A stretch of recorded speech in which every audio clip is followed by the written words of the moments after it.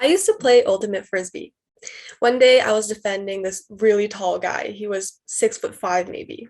He jumped for the disc and he literally blocked out the sun for me. And the next thing I know, I'm on the ground. I got my first concussion playing casual intramural frisbee, and I thought to myself, I wonder if anything would have been different if we were wearing helmets. To this day, the effect of helmets on head impacts is not completely understood.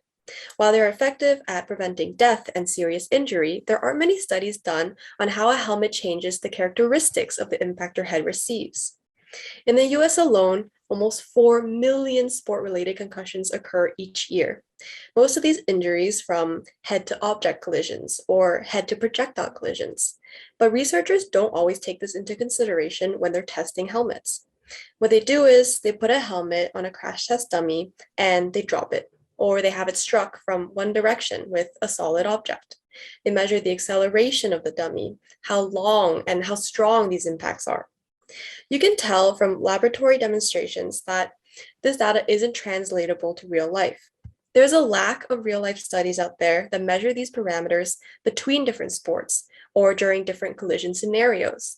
And guess what? Dummies don't get brain injuries. We do. So I propose we use similar methods in a more natural environment. There's been a lot of work done recently on the development of a sensor-equipped mouthguard that can measure head movement and acceleration. It is tightly fitted on the teeth, which provides direct access to the measurement of your skull. In my study, we will use video recording and this mouthguard sensor, as shown in the top, to record athletes' head motion as they experience these various impacts during normal play in both helmeted and unhelmeted sports.